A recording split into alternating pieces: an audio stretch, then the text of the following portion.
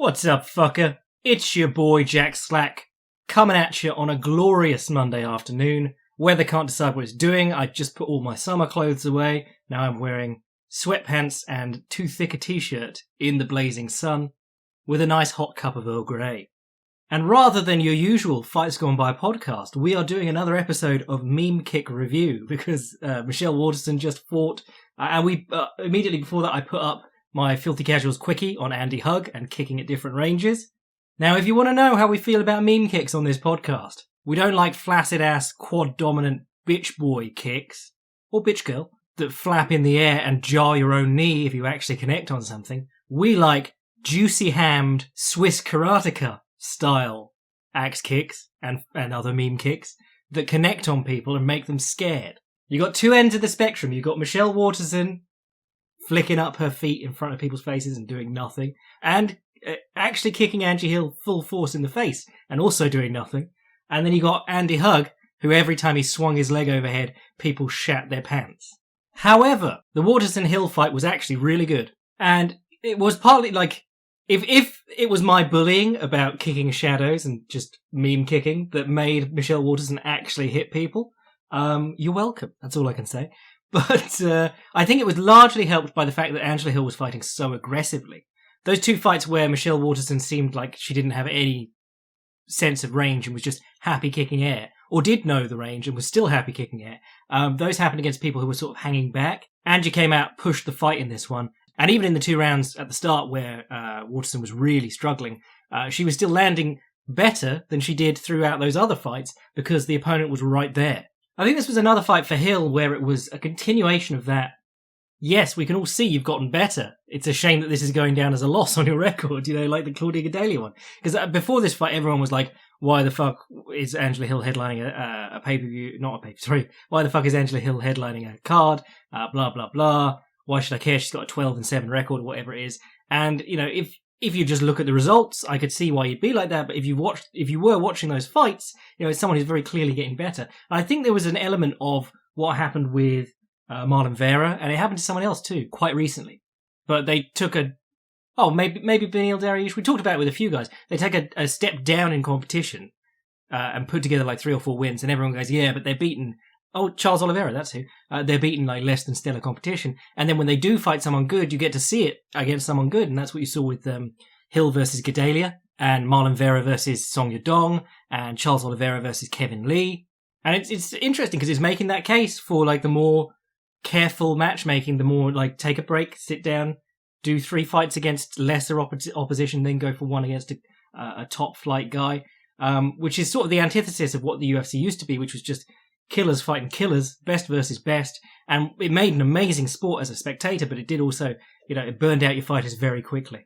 And I suppose we'll get into all of that later when we're talking about Johnny Walker, who's got a fight. Oh, I suppose later in the week, Johnny Walker's got a fight coming up. And I was saying, I didn't hear a word about this, but they just sort of let him get smashed by Corey Anderson and then threw him by the wayside. I only had that terrible fight with Krylov, but aside from that. But yes, so Hill was doing really good stuff, backing her up. There was a bit of a size disparity. Like, I know that Michelle Waterson is very small for a strawweight, but then so's Hill. But both of them are listed at 5'3", and you go, no, you're not both 5'3". I want to know who is doing these measurements for the UFC.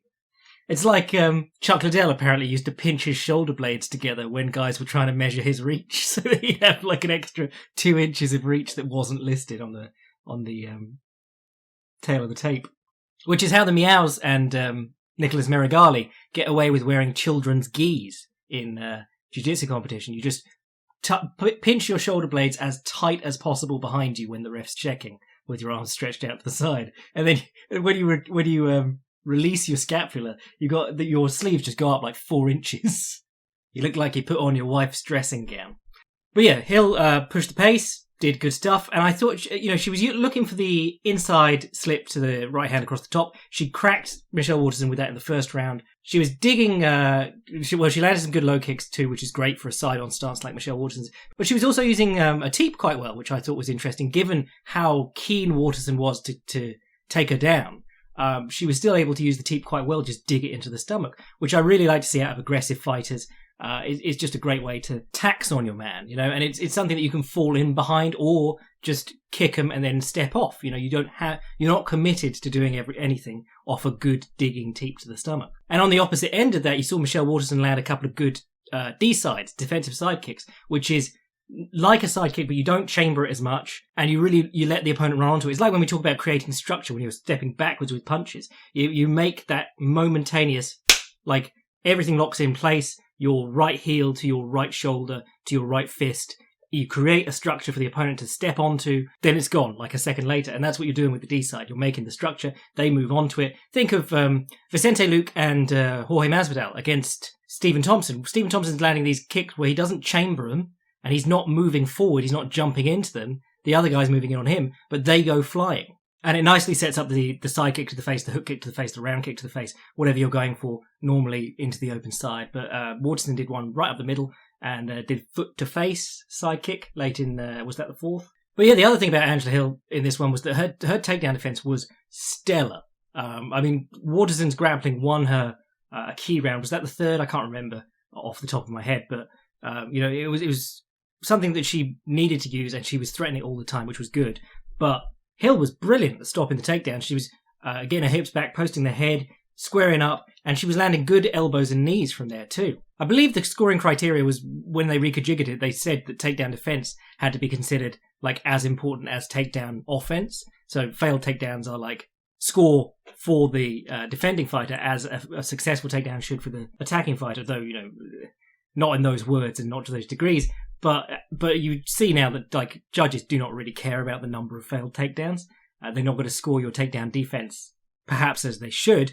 But I think that when you consider that, you've really got to start punishing people for trying to tie up with you. It's one thing to be able to like post your head and move away, but you've got to hit him with a knee, hit him with an elbow. It's like when you watch classic era Jose Aldo, and by classic era I mean too good by half, but not particularly like a murderer.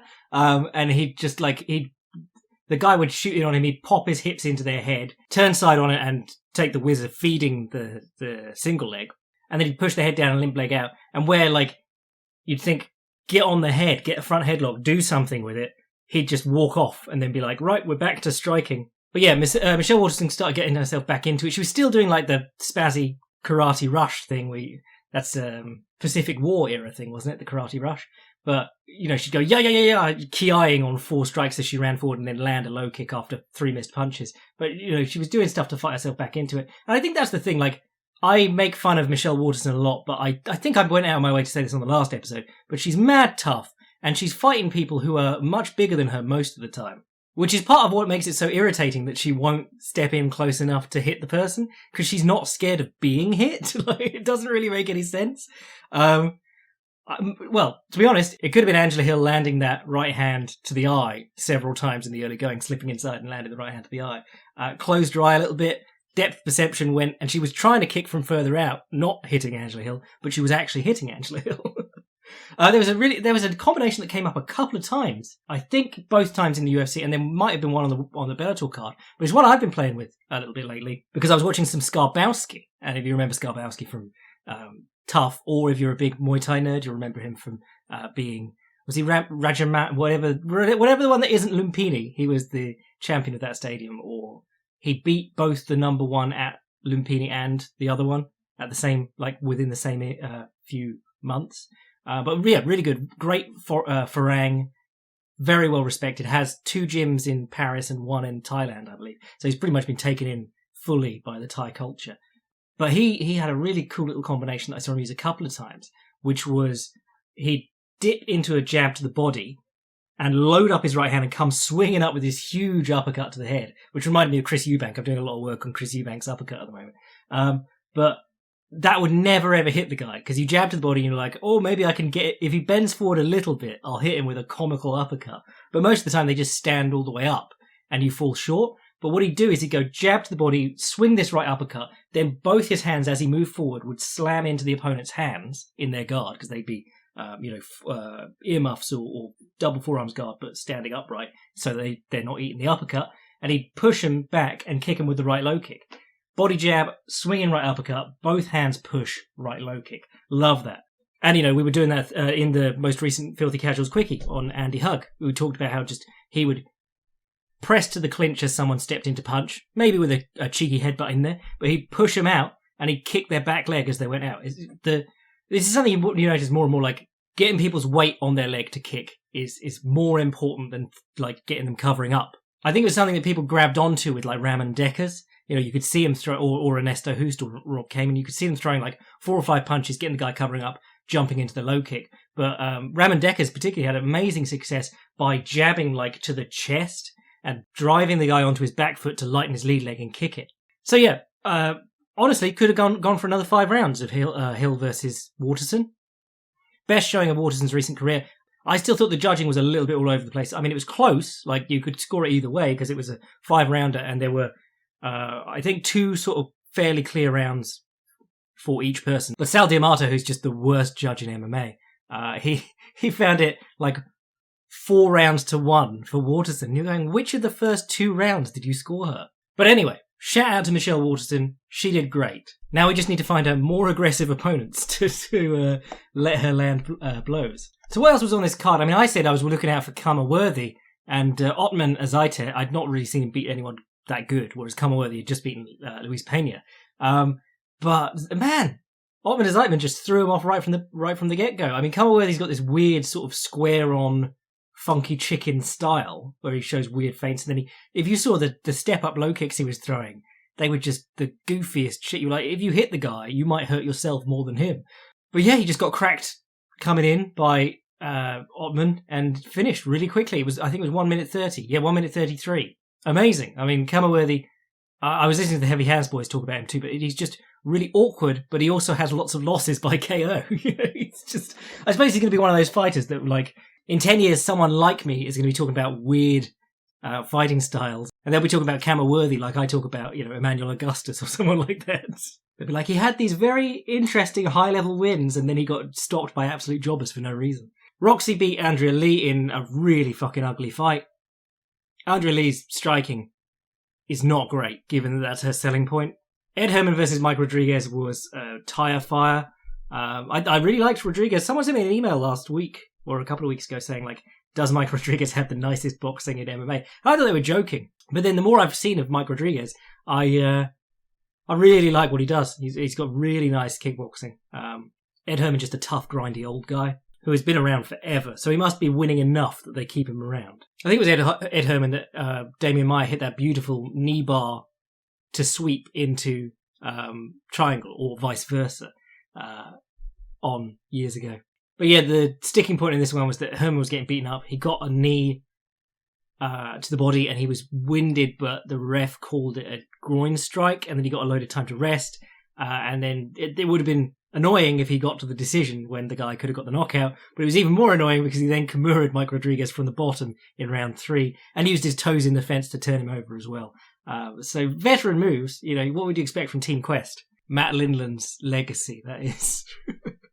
But I think they're still paying Mike Rodriguez his win bonus. But I think the annoying thing is that you can, certainly in, this was Vegas, wasn't it? In Vegas, you are apparently allowed to check the video replay to determine things. Which I suppose is, you don't want to be calling on it all the time because, you waste time doing it.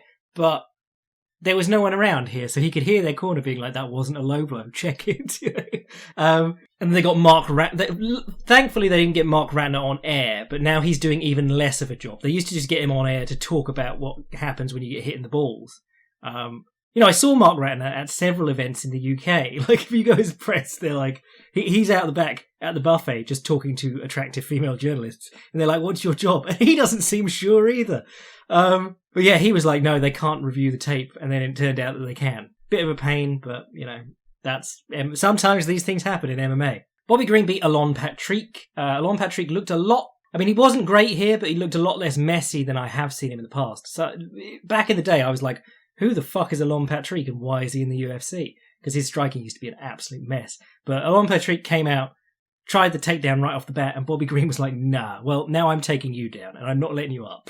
So if he was planning to box, he changed his plan and just held Elon Patrick down for most of the fight.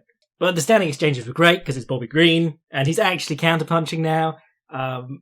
Yeah, I'm just this guy, his career resurgence or career redemption. He looks...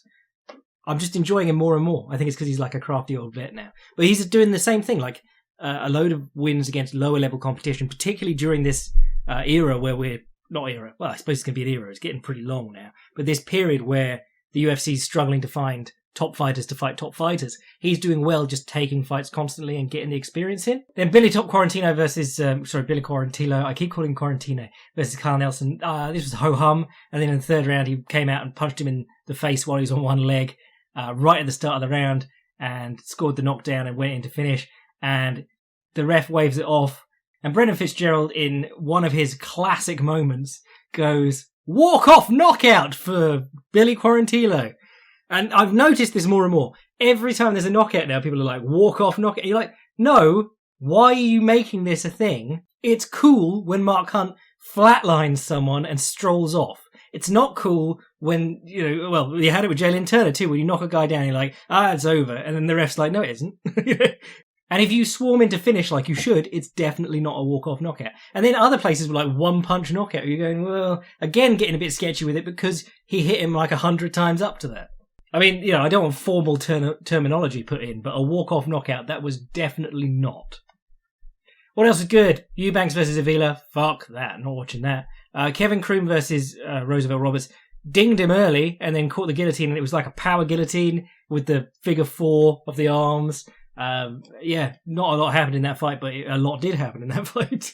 So, Kevin Kroom, excited for more of him. Alexander Romanov versus Rook Martinez. This dude Romanov, he was like Fedor with the CPU accuracy slider down by 0. Because I have never seen someone dominate a fight from top position and hit so little of the target. He kept, he'd go double hammer fist, and he managed to smash his wrists into both of the guy's elbows.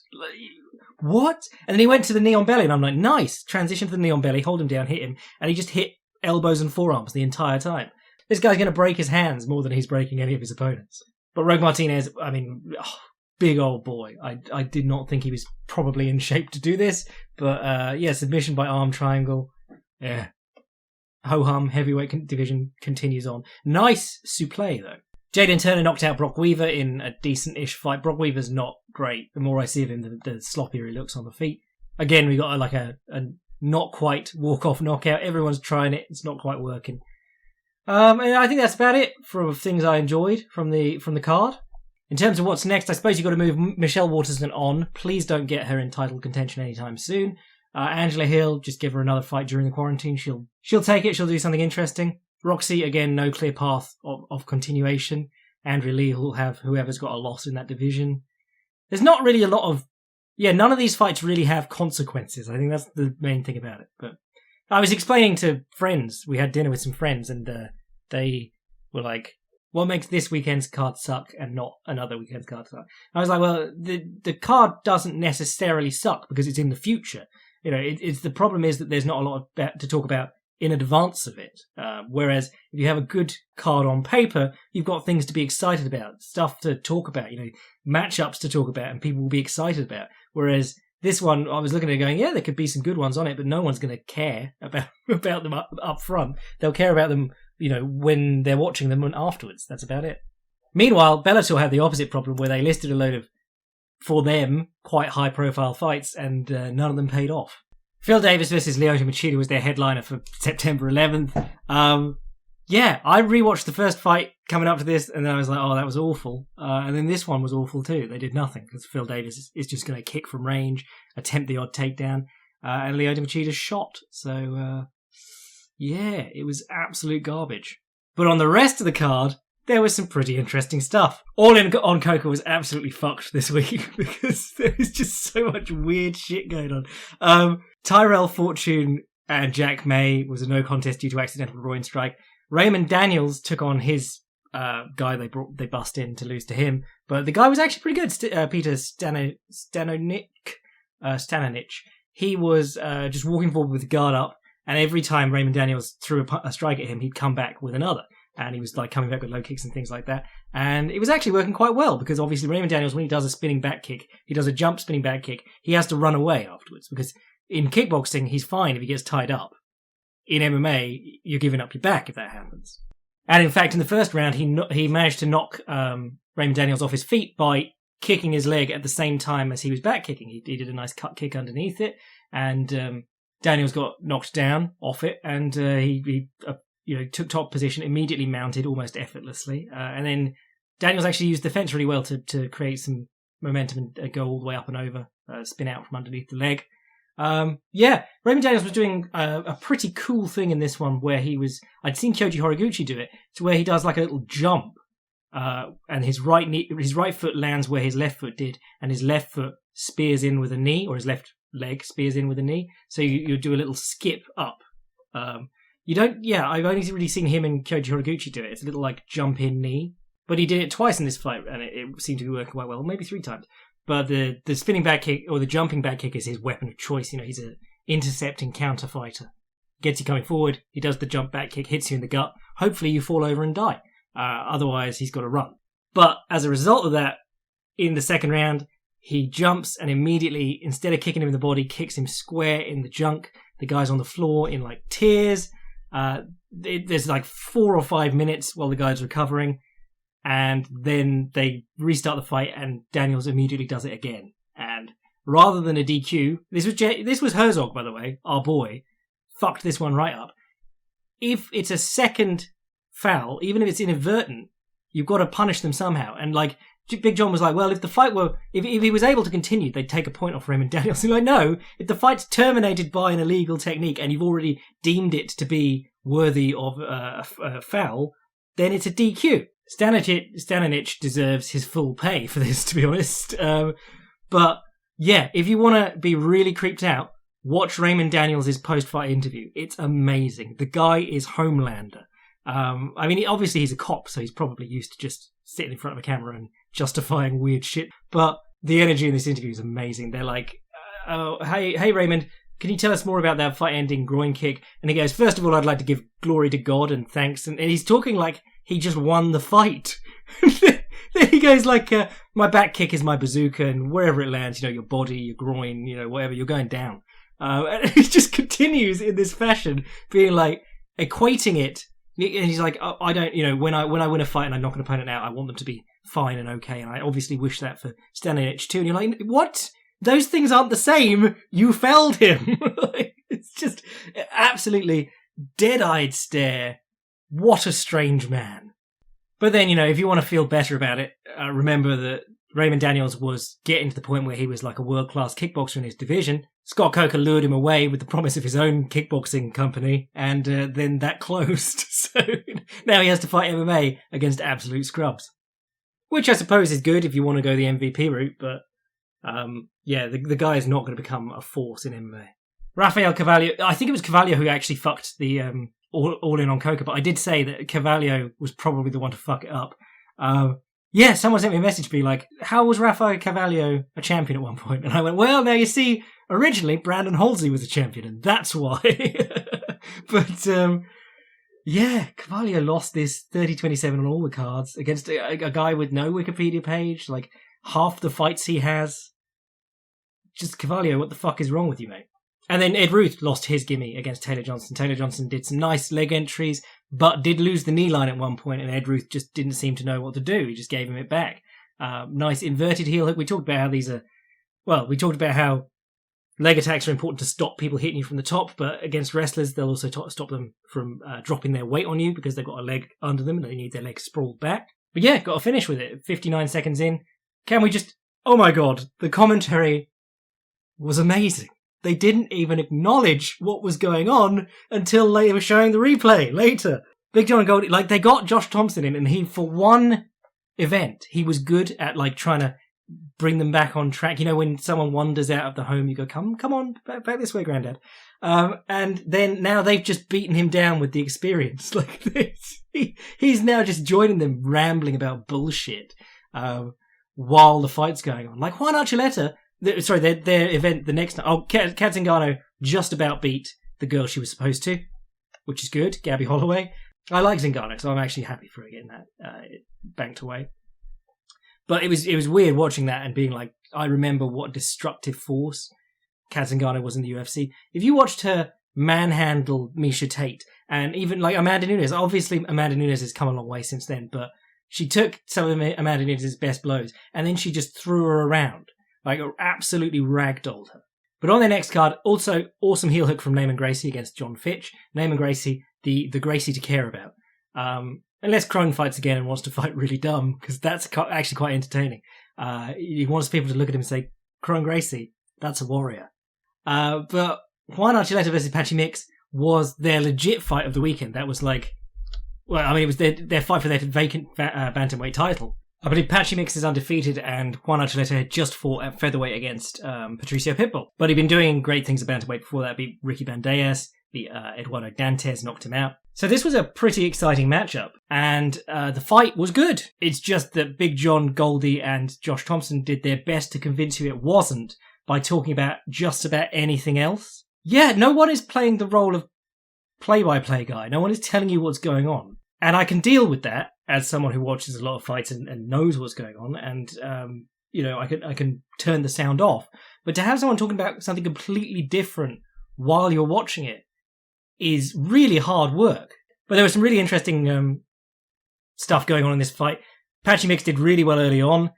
He was doing some great stuff. Like he was, Archuleta got in on his hips on the fence. He grabbed the guillotine with the arm in, sat to his side, and Archuleta did that rollout that like McGregor did against Chad Mendes. You see a few guys do it now. But he did the rollout where you go up to the ceiling and then try and turn down again so that you're on top, or at least coming out scot-free. And Patchy Mix managed to turn with him and come up on his back, which was gorgeous. There was another one where I think Archuleta was going for a takedown, and Patchy Mix ended up somehow in what I think Barry Yoshida calls it the higher ground position. But think of like Toby Amada versus Jorge Masvidal, where you're basically backpacking the other guy, but upside down. And he had both his legs underneath Archuleta's arms, like locked in a close guard. So it's very hard to unlock. But if you put one arm in by accident, you might get reverse triangled. So Archuleta's trying to separate his legs, and then Archuleta starts elbowing one of his legs. And while he's focusing on elbowing this leg, Patchy Mix just kicks his other leg over the top and comes up, completely inverts himself from upside down to fully the right way up on his back.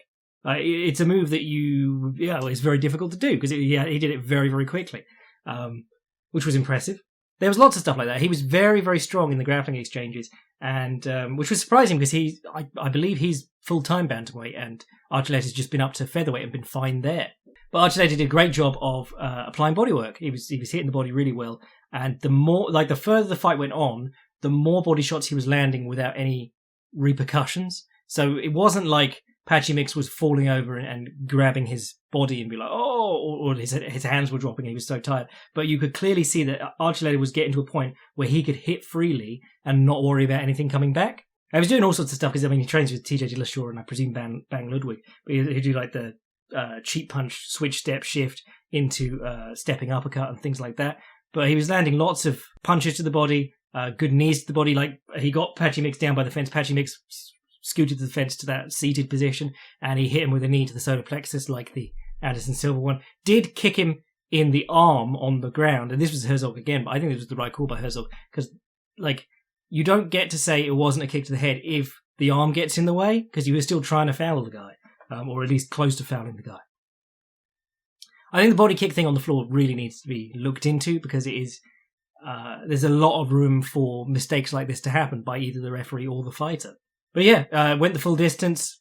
Archuleta came on strong in the later rounds, and it was a really good fight, and I'd recommend you watch it. I'd also recommend you mute the shit out of it. But yeah, otherwise, pretty disastrous weekend for Bellator. They're moving network, and they're going to be good doing it on... This was the last one on Paramount, which used to be Spike, so it's the first time, or the last event, the last MMA event on Spike/Paramount since they had the UFC back in 2005. But they're moving to a different network, and then they're moving to Thursday as well, so that they're not competing with the UFC. And they're going to... Which is interesting because a lot of people thought the strategy was compete with the UFC, put on better cards, which on paper, these two cards were better than the UFC's card, but because it's Bellator, it turned out shit. Let's get into this. Scott, let's get into this, because Scott Coker and Bellator PR and Bellator MMA all blocked me on Twitter this week after years of me just giving them snide remarks. I'll offer it for free. My free consulting. Normally I'd charge 5 figures for this, which is a single Rampage Jackson payday, as I pointed out this week. And I'll come in similar shape too. But if you were going to fix Bellator, because a lot of people look at these and they go, well, they're just cursed. They're putting on big name fights and they're still turning out shit. But it is Scott Coker's reliance on mismatches for his prospects, which either, turn out with a quick fight that is put up as a GIF afterwards. So, no one is going, I need to watch. Well, MVP's actually just been booked against Ross Houston, so that's good. No one's going, I need to watch Raymond Daniels' next fight. They're like, I'll wait for the GIF, thanks. Combined with old man fights, combined with the best guys that they have in many of these divisions are people that the UFC got rid of because they were boring. Phil Davis and Ryan Bader could very well still be competing in the UFC, but the UFC decided they weren't worth their money because they're boring fighters. Now, we know that. When I see Phil Davis is on a card, I try and get myself excited, and then I remember, oh, he's a really boring fighter. And now Bellator has this reputation for boring fights and old man fights. And I think that reputation is something that you cannot scrub. I think if you're going to if you're going to carry on with Bellator, you've got to burn it to the ground. You've got to do what WSOF did with PFL when they had financial irregularities. No, I can't remember when they did this. But just torch it and rename it. Because Bellator is a fucking stupid name anyway.